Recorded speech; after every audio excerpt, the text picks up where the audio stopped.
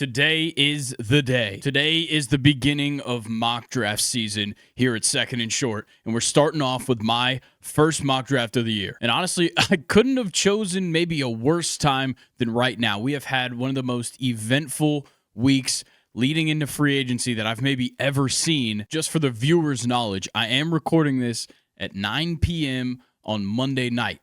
So a lot has already happened today, but there could certainly be some things that change with what teams need and what teams go out and get in free agency before this video comes out, because you're going to be watching this on Wednesday night. But for now, this is Mock Draft 1.0. And because of that, we're going to do no mock trades today.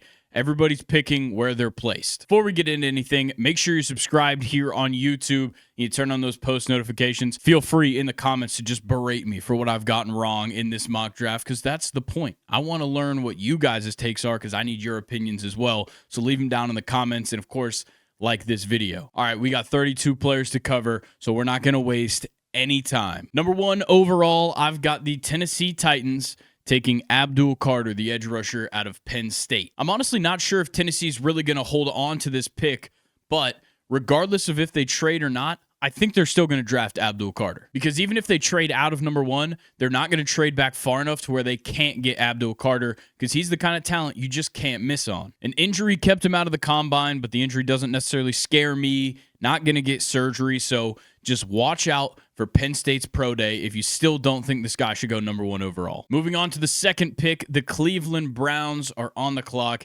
and they take quarterback Cam Ward out of Miami. Just don't overthink this pick if you're Cleveland. Watson is hurt again. He's going to miss extended time, maybe the whole season next year. This trade that they just made to get Kenny Pickett doesn't really mean anything, and Cam Ward is 100% a better option than Shedeur Sanders. At 3rd overall, I've got the New York Giants taking quarterback Shedeur Sanders out of Colorado. Now, I just said that Cam Ward is by far the best quarterback, and then one pick later, Shedeur goes off the board.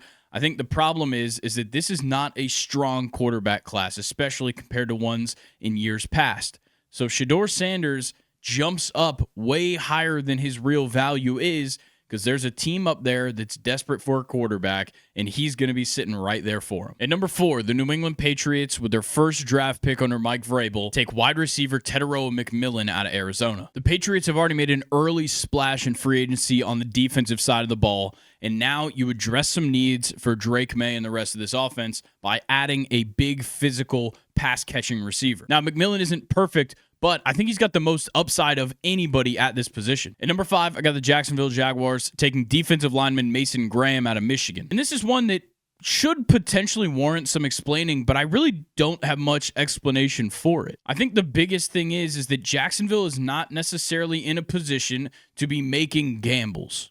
And this is a safe pick with Mason Graham. You got a new GM and new head coach in town, both of them young, both of them relatively inexperienced. You have to go with the safe picks that are going to help you right now, and Mason Graham offers them exactly what they need. At number 6, the Las Vegas Raiders, in their brand new regime, takes wide receiver / cornerback Travis Hunter out of Colorado. It almost seems absurd to see him picked at number 6 when you realize that he's probably the most talented, most athletic player in this entire draft class. But I think this hard stance on playing 100% of the snaps on both sides of the ball is really turning away these teams that are looking to make safe picks here early in the first round. But in the end, it is fitting that Vegas is the team that takes the gamble. At number 7, I've got the New York Jets once again addressing the offensive line, taking offensive tackle Armand Membu out of Missouri. He was no doubt one of my favorite offensive linemen to watch at the Combine. And with newly acquired quarterback Justin Fields likely taking that starting spot, you're going to need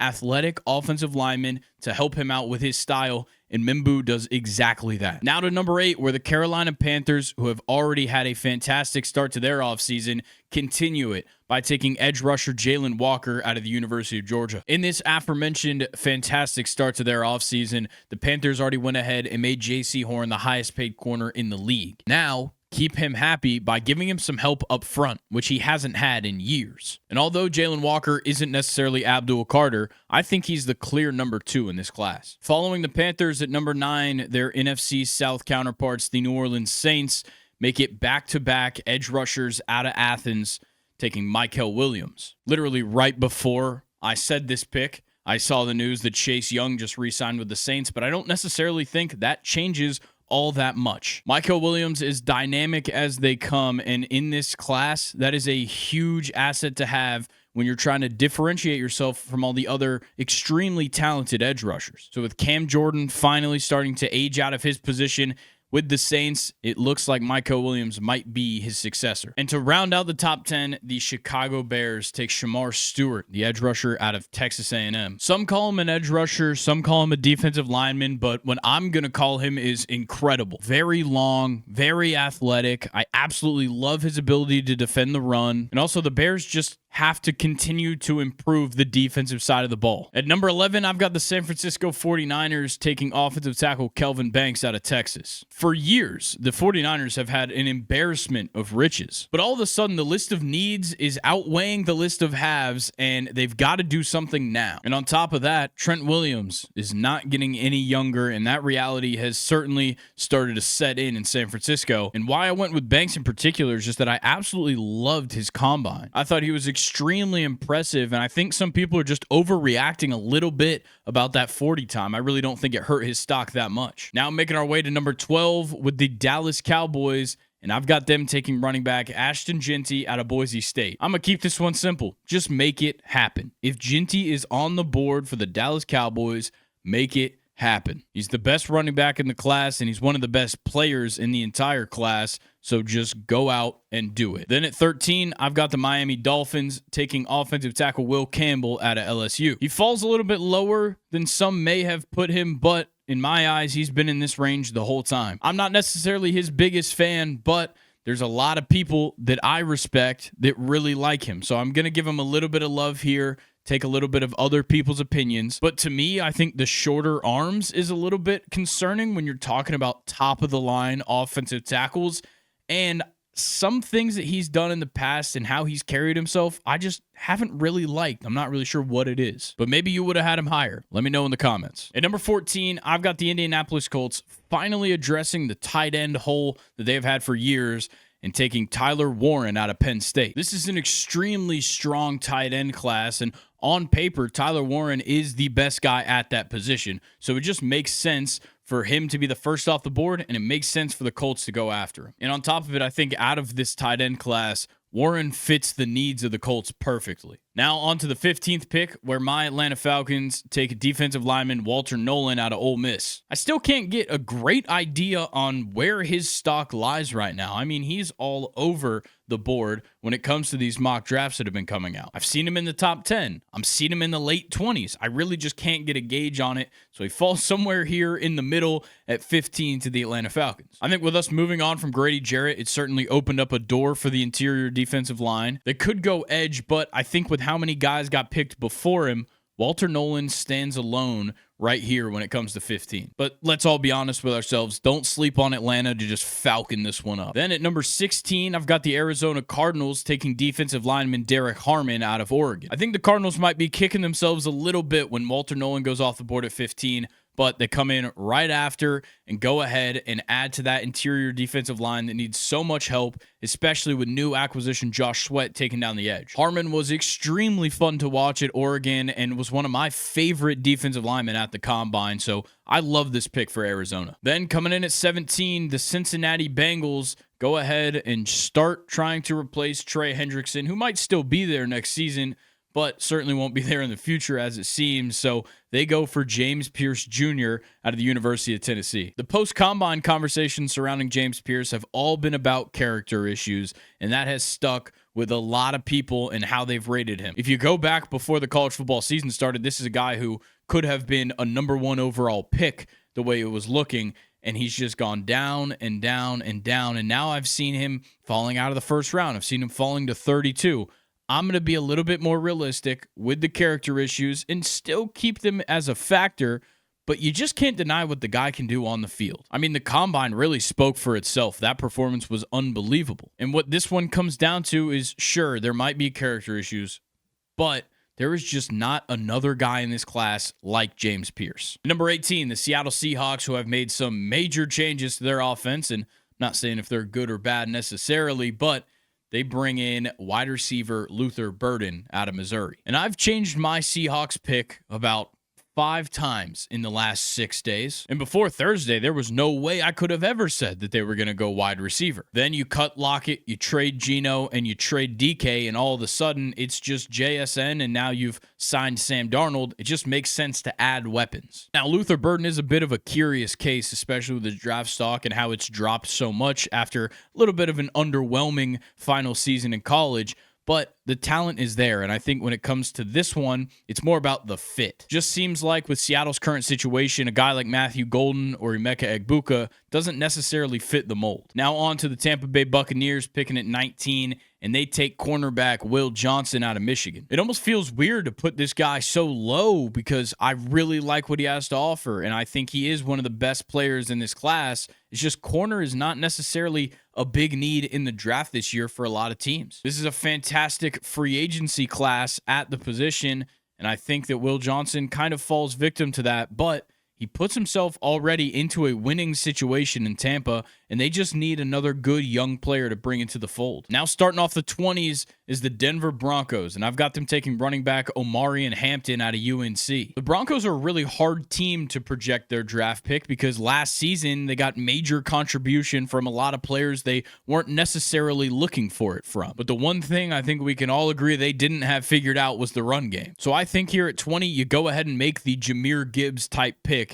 Not saying that Omarion Hampton and Jahmyr Gibbs are similar, but their draft profiles, when you look at their classes, it lines up. Everybody's busy gawking over the running back 1 in this class, but number 2 is the clear 2, and there is nobody close to him there. Now we move on to potentially my hardest decision of the day, and that's the 21st pick to the Pittsburgh Steelers. I don't necessarily think that Pittsburgh's going to hold on to this draft position based on some of the acquisitions they've already made, but with where they're at right here, I'm going to have them taking quarterback Jackson Dart out of Ole Miss. At the time of recording, Justin Fields has already made his way to New York, and there is nobody that the Steelers have signed at quarterback. And they already traded for DK Metcalf, so wide receiver is pretty well out of the question. I could potentially see corner, but let's be honest, it's really about the quarterback situation right now in Pittsburgh. And the way it looks, it's either Russ or Rodgers or Daniel Jones, maybe Jacoby Brissett, Jameis Winston,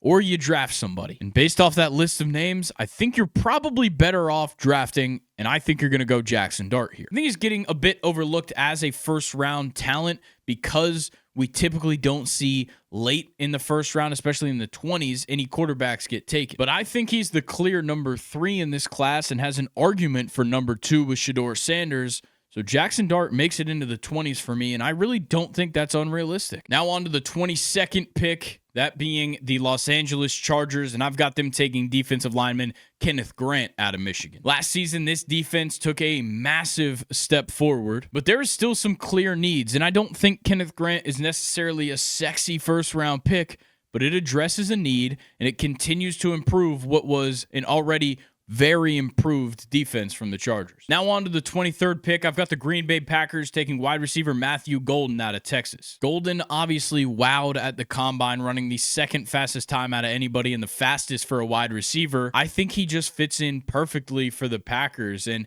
what I love is that they're not afraid to continue to evolve this offense. Jordan Love is seeking consistency at the wide receiver position. He's got his tight end core, and he's got a couple of receivers that can do some work, but I still think there's a lot of work to be done. At 24, I've got the Minnesota Vikings taking safety Nick Emanwori out of South Carolina. With Cam Bynum off to Indianapolis and Harrison Smith trying to outrun Father Time, it just makes sense that you go out and get your next safety. And you luck out getting this safety because Emanwori is a top 15 caliber player, and he falls to you in the mid-20s. Then at 25, I've got the Houston Texans taking offensive lineman Gray Zabel out of North Dakota State. Sometimes it's really hard to figure out if you can trust an FCS guy, especially when they play in the trenches, but what we saw at Senior Bowl practice proved that Gray Zabel can keep up with the big dogs. Now in that Senior Bowl game, not so much, but They were moving him all over the offensive line, and what he did show is that he can learn quickly. And if you're a fast learner in the NFL, you are always going to be a tremendous asset. Then we've got the Los Angeles Rams making their pick at 26, and I've got them taking linebacker Jahad Campbell out of Alabama. I really like Campbell, and I think he could go earlier. There's just not necessarily a good fit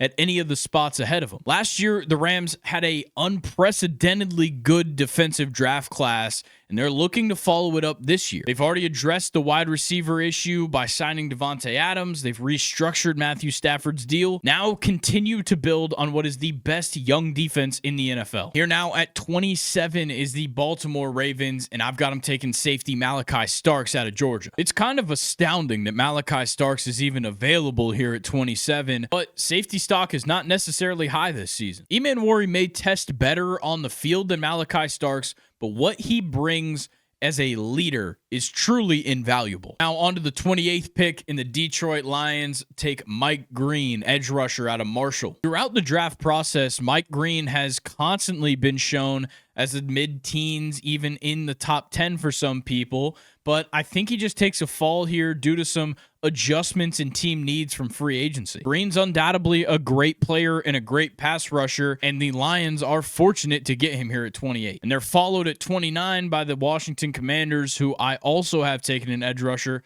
this one being Donovan Ezaraku out of Boston College. I mean, Washington probably never thought that when they got to Green Bay, they'd be picking 29th overall, but they can still address some needs here. They've already started working on figuring out the interior defensive line, but the edge is where the money is made. You may not have watched much of Ezaraku last season at Boston College, but I assure you, this coming season, he is going to be making some noise. And as things wind down here, we get to the 30th overall pick for the Buffalo Bills, and I've got them taking cornerback Jahdae Barron out of Texas. I think Barron is another guy that just falls in this draft due to adjustments of needs. Like I mentioned with Will Johnson, this is a stacked free agent class at this position, and the Bills capitalize on that by snatching a guy who maybe should have gone before the 20s. With the penultimate pick in the first round, the Super Bowl runner-up Kansas City Chiefs take offensive tackle Josh Simmons out of Ohio State. Out goes Joe Thuney, and in comes one of the most well-rounded offensive linemen in this entire class. Kansas City likes winners. They are winners themselves, and Josh Simmons has certainly done just that at Ohio State. And with our final pick of day one, the Super Bowl champion Philadelphia Eagles address a major need on this team and draft edge rusher Nick Scorton out of Texas A&M. There's about 1 million guys that the Eagles could draft right here. This is an extremely deep class at this position, but I think Scorton's got the upper hand here. Between the athleticism and the body of work that he put on display at Texas A&M, I just think he's the best option here at 32. So that does it for my mock draft 1.0. Of course, I'm going to be updating this in about a month's time, but this is a really tough one. This is a really tough class to mock because I really do think there's 50-plus players that have a first-round grade. I mean, there is a lot of variety. A lot of the names I said today might not get called till day 2. It is just something we will have to pay attention to, but we have a lot more draft coverage coming your way. On the podcast, we're going to be covering things every single week going up to the draft. So that's Mondays and Fridays here on YouTube and wherever you get your podcasts. Of course, make sure you subscribe here so you can keep up to date with that. But we've also got weekly draft content coming out for the rest of March and going into April. Next week, we've got Luke's Mock Draft 1.0 coming out here on YouTube and on all of our social media platforms. The following week, we've got Colin's Mock Draft coming out. Then 2 weeks after that, my Mock Draft 2.0 comes out. And then we are just a couple of weeks away from the NFL Draft. So make sure you stay tuned in right here on YouTube or on the podcast platforms, and make sure you're following us on Instagram and TikTok to stay up to date over there. Make sure you guys berate me in the comments for what I got wrong. Tell me who your team's going to take and tell me the biggest miss I had here in the first round. But I hope you guys enjoyed the video, and I really appreciate your time. I'll catch you guys later. Peace.